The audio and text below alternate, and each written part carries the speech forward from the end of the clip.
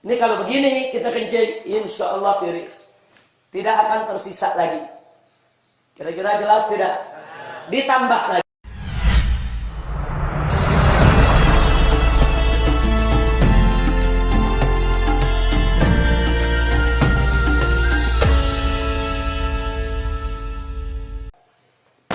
Biasakan kalau Anda buang air kecil, saudara, jangan berdiri, apalagi buang air besar.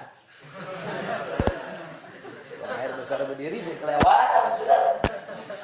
Saya cerita buang air kecil. Kenapa saya cerita buang air kecil? Karena sekarang ini saya lihat sampai-sampai di masjid-masjid, kadang-kadang tempat kencingnya juga disediakan yang berdiri, saudara. Nggak pantas. Apalagi ini di negeri Islam. Ini Indonesia ini mayoritas umat Islam. Mestinya tempat-tempat buang air kecil itu, saudara, disediakan ruang-ruang supaya orang bisa buang air kecil dalam posisi jongkok. Perhatikan cara jongkoknya. Perhatikan cara jongkoknya. Perhatikan. Sengaja ini saya tarik biar kelihatan kakinya. Perhatikan cara jongkoknya. Jadi kalau kita baca kitab Kifayatul Akhyar sampai cara jongkok diajarin. Sudah.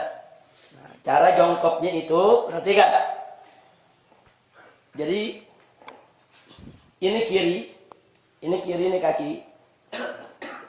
Jadi kita punya paha, ini pantat kita, ini diri di atas kaki kiri. Ini tegakkan. Begini cara buang air kecil. Seperti ini. Nah, karena kalau Anda lakukan seperti ini, insya Allah buang air kecilnya tiris. Kita jauh dari penyakit silisil bol. Nah, penyakit yang kencing gak habis-habis.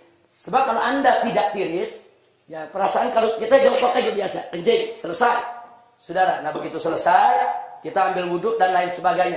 Tanpa terasa, kadang-kadang air kencing masih keluar. Ngetesnya gampang. Cara ngetesnya, Anda kencing jongkok biasa. Nah, setelah jongkok biasa selesai, Anda cebok, istinja, Anda keringkan, Anda taruh kapas. Tes saja atau taruh tisu. Nah, taruh tisu, Anda pakai celana dalam, taruh tisu, tutup aja sama tisu. Habis itu Anda wudhu, apa segala macam, Anda mau sholat. Buka lagi, lihat tisunya. Ada tetesan air keluar lagi. Itu kalau kita mau ngetes, bener gak ini keluar lagi? Jadi kalau orang yang buang air kecilnya tidak tiris, akan keluar lagi. Nah, maka itu supaya tidak keluar lagi, perhatikan, ini seperti ini akan tiris. Seperti ini. Nah, setelah seperti ini buang air kecil, kita bungkukan sedikit. Nah, kita bungkukan sedikit. Nah, boleh sekali-sekali kalau masih berasa ada, kita tukar posisi. Nah, sekarang kita di kanan, kiri yang tegak. Tapi ini bukan posisi utama, bukan. Posisi utama yang tadi.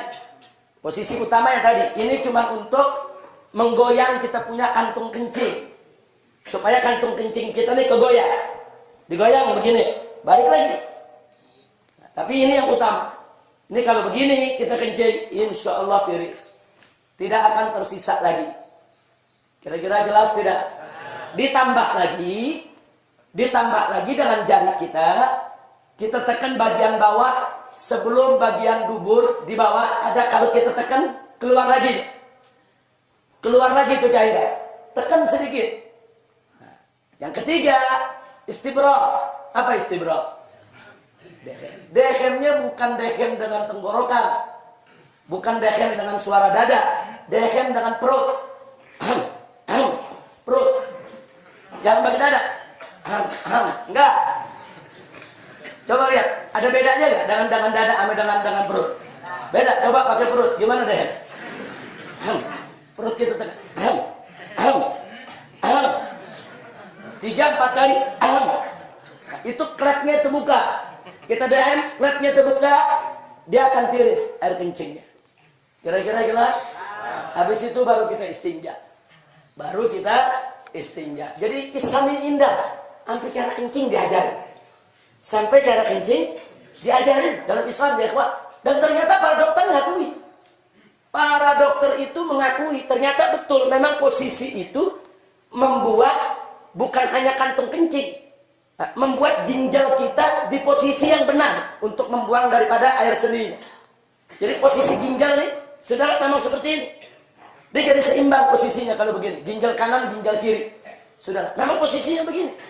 Jadi untuk ginjalnya sehat, kantung kencingnya sehat, dan insya Allah tidak menetes lagi. Kira-kira jelas? Nah, ini oleh-oleh pelajaran terakhir. Mudah-mudahan manfaat untuk kita semua.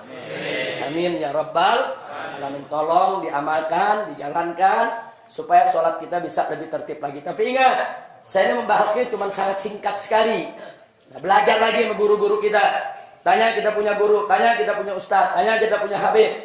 Dengan kitab-kitab yang mereka baca. Bagaimana tata cara sholat, bagaimana rukun sholat, bagaimana tata cara wudu.